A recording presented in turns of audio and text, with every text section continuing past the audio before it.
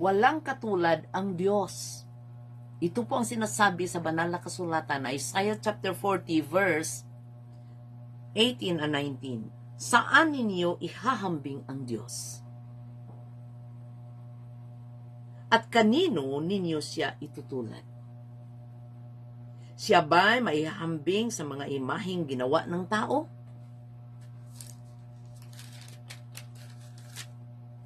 Na binalutan ng ginto at ipinatong sa pilak? Hindi rin siya may tutulad sa ribultong kahoy, matigas man ang kahoy at hindi nabubulok. See that? Na nililok upang hindi tumumba at mabibili lang sa murang halaga. Ito po ang tinatawag na Diyos-Diyosan. Yung gawa ng kamay, binibinta, binibili mo, at nilalagay mo sa altar.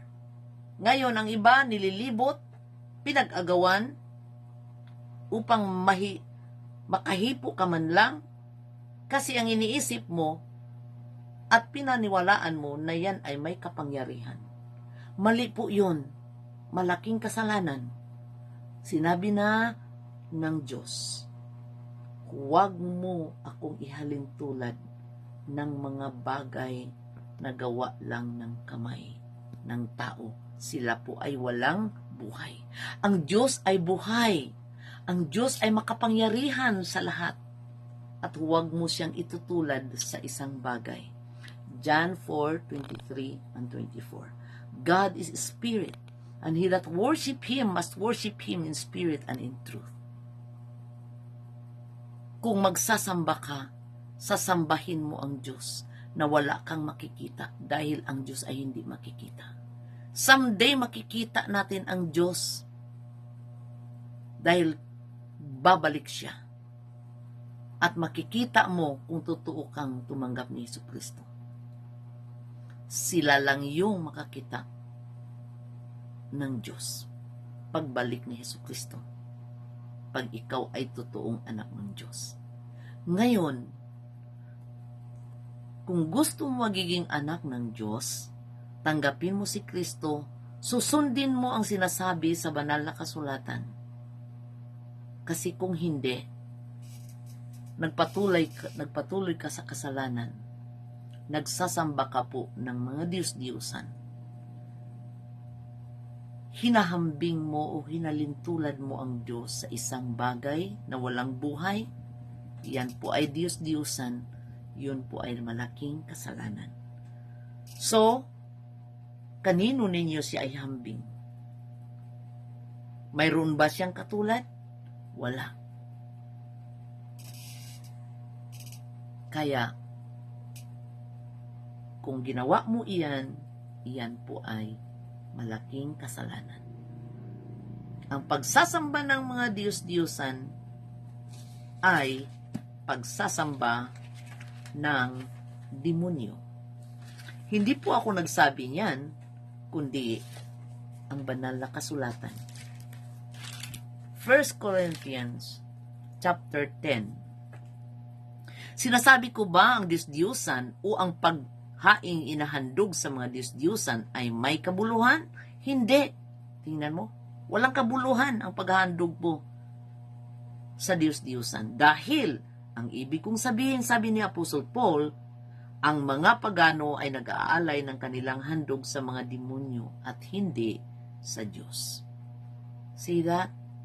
Ang pag-aalay mo sa mga kinikilala mong Diyos, inahalintulad mo sila sa Diyos, na ang Diyos ay hindi makita.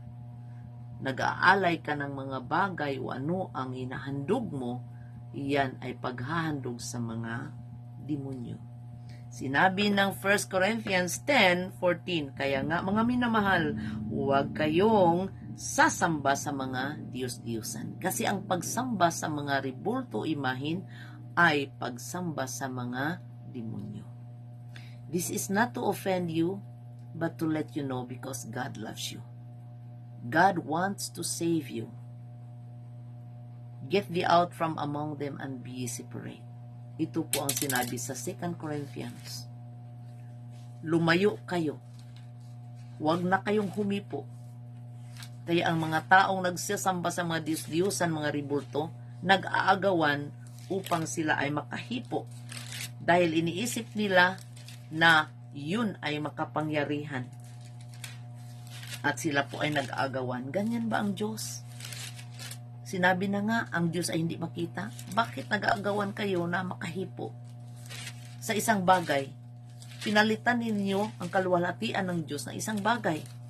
At yun ay, anong sinasabi sa Bible? Malaking kasalanan. At yun ang sinabi sa Bible na get thee out from among them and be ye separate.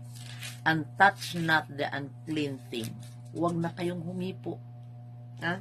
Sabi ng Diablo, hihipo kayo para gumaling kayo. O tingnan mo. Pero ang sabi ni Lord, and touch not the unclean thing. Ang tinutukoy niya dito ay ribulto, Diyos-Diyosan. Tingnan mo, basahin ko sa inyo. Okay?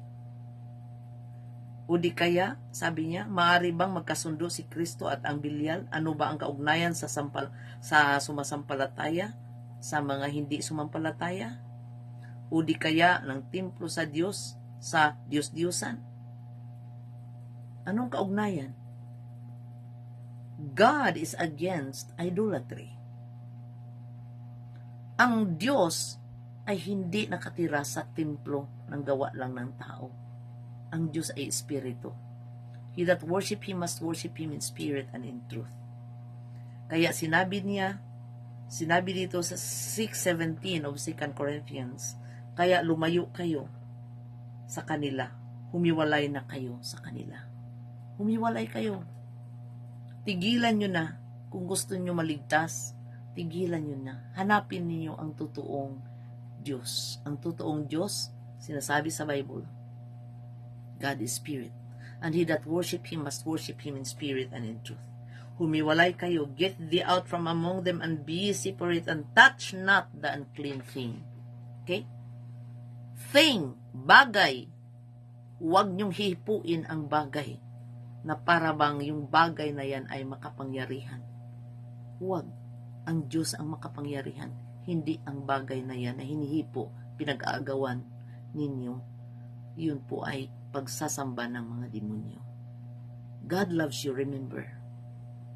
Seek the truth from the words of God, and this truth will set you free. God loves you, remember. Thank you and God bless.